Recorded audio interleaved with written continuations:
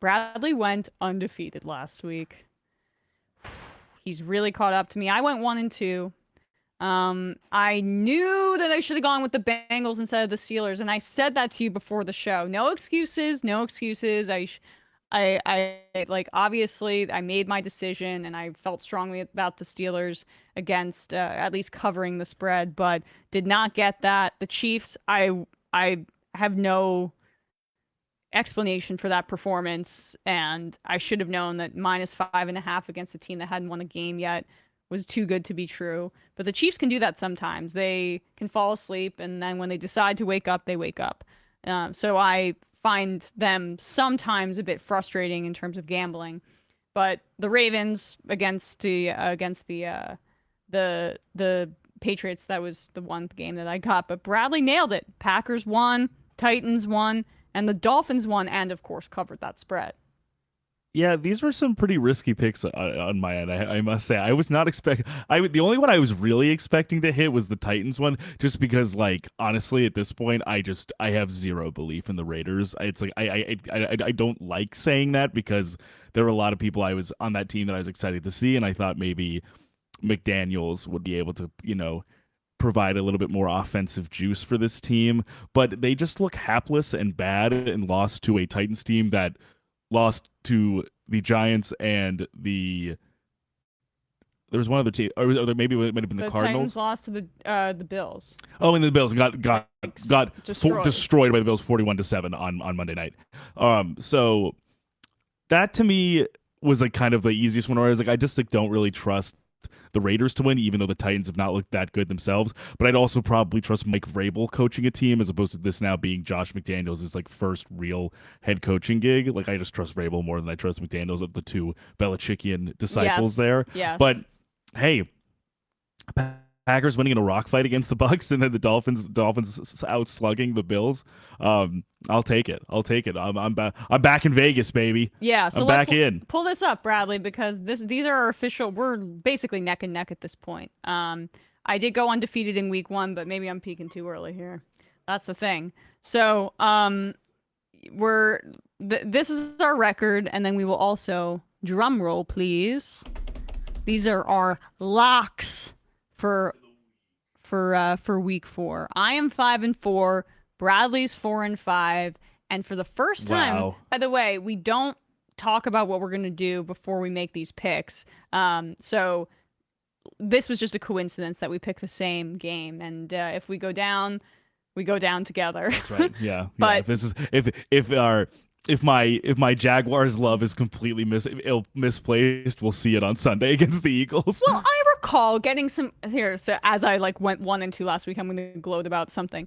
I recall being told that I was crazy for having the Jaguars finish second in the AFC South and not having the Colts make the playoffs. Now, yes, the Colts did have a decent game against the Chiefs. But was it decent though? Yeah, it was more the Chiefs beating themselves. They essentially won because the Chiefs stepped on a rake 3 times with their special teams. Yeah, they had somehow like 3 like unbelievably low variance outcomes happen.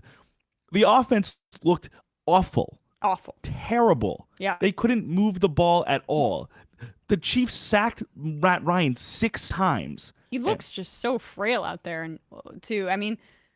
Well, we'll put the Colts aside, and we can save that conversation for another time. But the Jags, let's just talk about it since both of us have them covering the spread at +6.5, which seems way too big. Here's my thing. I know that, people have preconceived notions about the Jaguars because they're the Jaguars. This is a different situation. I was very much impressed by what I saw, and I was watching that Chargers game pretty closely. And for me, their offense is incredibly well-rounded. They can run the ball with James Robinson. He had that massive touchdown run, and I think that was on 4th down against the Chargers, if I'm not mistaken. They also just have the Zay Jones connection with Trevor Lawrence seems real, and Christian Kirk. People mock that signing, but it seems like he's really played a significant role in that offense. And I literally yesterday I placed a wager on them to win the division because it was plus 225. I just think it's too good of a value, and the division is so weak. Right. Who else is there? And this Like is, truly, like who else is there to even think about winning the division at this point? I mean, I don't trust The the Titans. Texans, the Colts, or the Titans? It's Like, I think it's the Titans or Jags. That's my 100%. feeling, and it's the weakest division in football for sure. But I think Doug Peterson's gonna want revenge, like deep revenge. And given how it seems like the players on the Jaguars are speaking about how they feel about Doug Peterson, and let's be honest, if it's in comparison to Urban Meyer, he's gonna seem like an absolute angel. But yeah, correct me if I'm wrong. I thought James Robinson wasn't good and not fast and shouldn't play on the team. Actually, yeah, that's what I heard from yeah, Urban. and that was interesting that then he ripped off a 70-yard touchdown run in the first 3 weeks of the season. It's almost like Urban Meyer is not only a huge piece of shit personally, but also a terrible coach. And could not lead men. He can only lead kids who are dependent on him for their future careers in the NFL, and he doesn't pay them any living wages, so he can bang them around and do whatever he wants to them. Because that's the kind of man Urban Meyer is. Yeah, interesting how that works out. Yeah. Well, anyway, Doug Peterson's going to want revenge on the Eagles, in my opinion. Yeah, and I just think how they look. Sorry to interrupt you, but Yeah. I just think how they look. The plus 6.5. I mean, listen, I could be totally wrong. It seems a little steep. It Like does. based on how they look. Honestly, I mean the Eagles have obviously looked great these past 3 weeks, but I just think this game will be closer than plus 6.5 for the Jags. I think it's really possible. The Jags look good, like not even fluky good. They look pretty comprehensively good, honestly. Well, I mean, and Trevor Lawrence is hitting a new gear in terms of like the way that he's throwing the football. He's way more sure of himself. You can totally tell. And it helps when you have a former quarterback as your coach who also is scheming up a really creative offense and knows this organization. Now, he's not going to know every player on this. The Eagles have had significant overhaul since he's left, but it hasn't been that long. And Peterson's going to want to get exact revenge. And so I do take some of these personal things into consideration. So my guess is that the team rallies behind him because they seem to love him a ton. And I would not be shocked if the Jaguars win this game. Now, I'll talk about what the other fun element of this is that we have wagers on the same game here, but we are going different ways. You want to talk about why you think Baltimore is going to win? Yeah, I'm essentially going to keep. I'm going to. If I think the line is right, I'm going to bet against the Bills until it's completely foolish to do so. I don't know. I just am thinking about the Ravens offense and how dynamic and like really on his game Lamar looked from last week, and I mean this whole season so far. Combined with, I understand that the secondary is a concern given the injuries and given some of the real botched coverages that occurred in the Dolphins game with the Ravens, with Patrick Queen kind of getting burned and even Chuck Clark, who's like a vet, getting burned by Waddle or Tyreek, and Kyle Hamilton obviously getting tasked with a lot for a rookie. I get all that.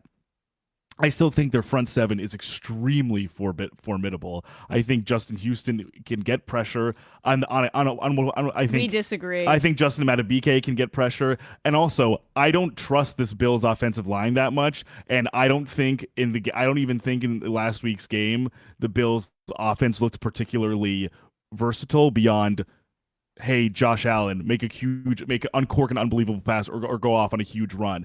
Their running game had about, I think, 9 or 10 carries for like 13 yards when Josh Allen wasn't on the ground. Yeah. No, I'm not taking a ton statistically from that game because they were so fatigued. No, it makes sense. It's understandable. But the run game, though, just with Singletary, I don't know why just you does think not the look Ravens' pass rush is having a good year. I mean, to me, they always do, except for this year, for what I've seen.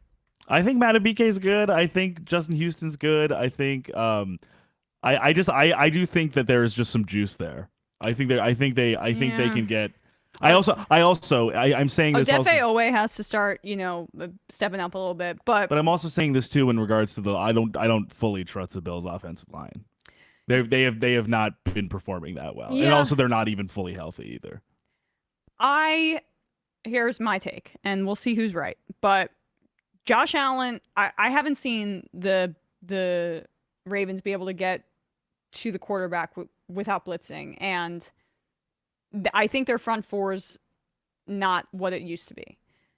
And so when you blitz Josh Allen, that's night night. It's done. He is able to find who he wants and exploit the weakness, and evade pressure given his legs and his strength. And he can see downfield really well. So I think the Bills are going to win this game. And I am a little uncomfortable with by being more than a field goal. So perhaps I'll push, or I'll lose.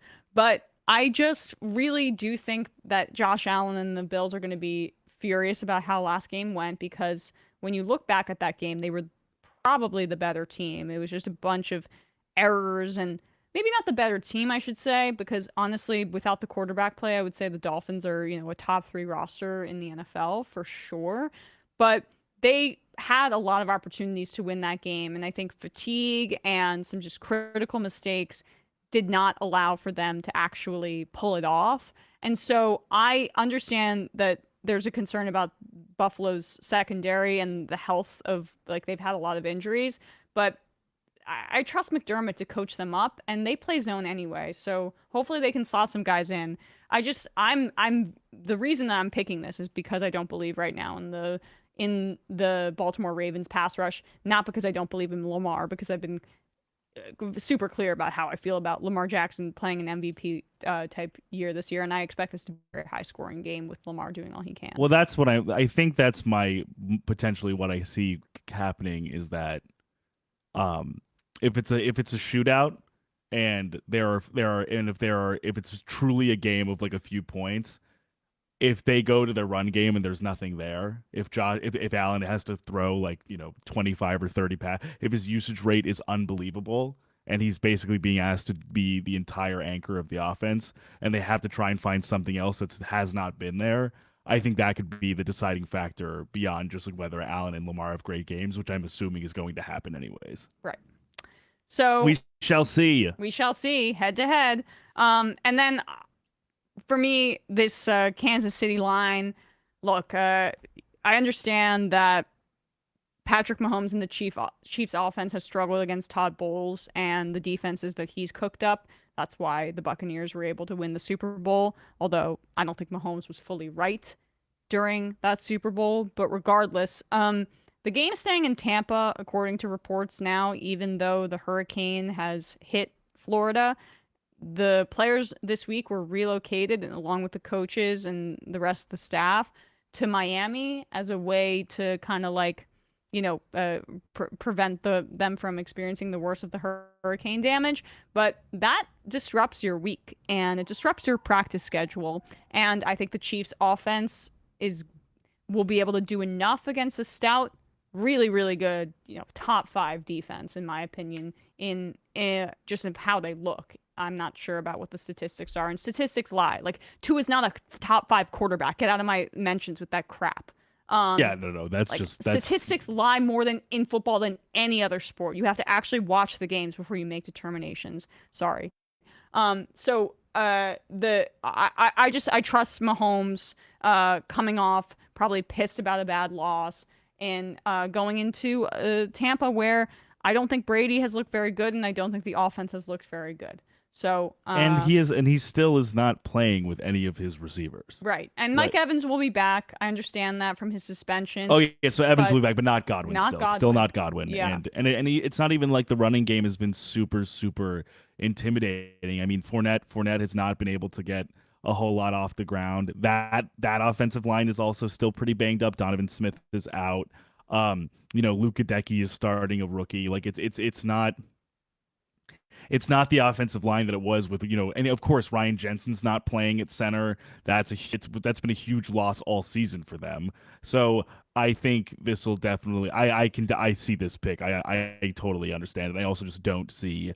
I don't see the Chiefs lying down after a 1-point loss to the Colts when so many of those different calamitous foibles happened. Right. Yeah, exactly. And damn, that Buffalo -3 line, I would feel way more comfortable if it was -2.5, and I would feel more. I mean, if I'm Sometimes not, I'm interested in the inflation of some of these, even just like because like for a game like Ravens Bills, I'm like I could just see it being if this was even plus or -1, I would kind of get it. yeah, Like I could just see, especially with the offensive firepower here. Usually, if there are shootouts are close. I mean, just take the semifinals from last year's playoffs. It was 42-37. right. It was, there were like 14 touchdowns between them, and it was a 5-point difference. I just like Yeah. I'm usually thinking it's going to be closer than this. And I honestly, I thought about taking the Vikings against the Saints -3, another bounce game, but it's in London, and I never ever touch those London Yeah, there's games. like there's no it's essentially like playing a game in like Area 51 or something. There's just like there's no rhyme or reason. I also thought about Steelers -3 against the Jets, but I just Zach Wilson, we'll see what that looks like. So when he comes back, The remarks from Robert Saleh and Garrett Wilson, they don't sound too excited about our friend Zach Wilson coming back to play. I'll say that much. They're basically like, yeah, he's gonna be playing football on Sunday. Jesus. He will be being a quarterback. So we'll see. Maybe I should change. No, I gotta stick with it. We've already. I'm locked it manipulating in. you. Yeah. All right. You go. All right. So not a whole lot. This one I don't feel super confident about because honestly, and I feel bad. I feel bad betting against the Lions again, but. Their defense is really bad. Except for Hutchinson. The defense has not been playing that well, except for basically, like you said, Hutchinson. Hutchinson I think is still proving himself, and I think he's been playing in an exciting way for the first 3 games. Not sure if he's going to be like their number one, pass rushing option necessarily. Jeff Okuda's kind of coming out again. He's playing decently well after, a mired career of injuries and, kind of mediocre play to start out. The offense is truly what's been keeping them in every game. Their offense is fascinating. It's creative. It's dynamic. Amon-Ra St. Brown looks like potentially he could be one of like the 10, 15 best receivers in the league, which is like not ever something I thought I would be saying to myself. I'm trying to imagine this guy. But he has an ankle sprain. Right, so he's not even fully healthy. And I'm trying to imagine this guy with a and DJ Chark also has an ankle. Oh yeah, so they're depleted. They're depleted on it potentially. Even if they are playing, they might be playing a little dinged up. This offense is super creative and super fun to watch, and I think Dan Campbell really gets the most out of these guys. But they can't close. They can't close when they're up, and they can't close when it's head to head. I know. They always somehow manage. If it's an irresponsible penalty there, a bad clock decision there, a dropped pass, there's always something in a lot of these games where they just beat themselves. And as much as the Seahawks, even against this Lions team, I think have a clear talent deficiency. I'm still really shocked at how accurate and how good Geno Smith has looked in the few games he's played, and I still just trust Pete Carroll to kind of be wily and coach up a team against a more inexperienced, hungry team. Yeah. Like I can see, like inexperienced, hungry teams are kind of like what Pete Carroll and Bill Belichick like eat for breakfast, lunch, and dinner. Yes. They almost want to like destroy their spirit. So it's a little bit of a like I would like this line to have been a little closer. Like I feel the same way about both of my other picks as well, but this is kind of my wild card here. Yeah, the one I feel least confident in is Buffalo, because anything can happen with Lamar Jackson, and also that line is frustrating. And then I like your Seattle pick, but it is interesting to me that Bradley went with all dogs and I went with all road teams.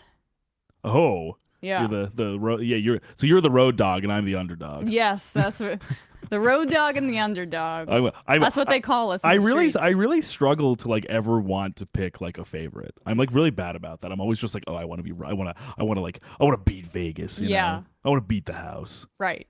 Well, I'm gonna rob the Bellagio. Yeah, you were in Vegas recently too, so it's personal for you because That's you did right. not enjoy No, yourself. no, I actually really, I have no offense to any Vegas residents listening or watching, but I really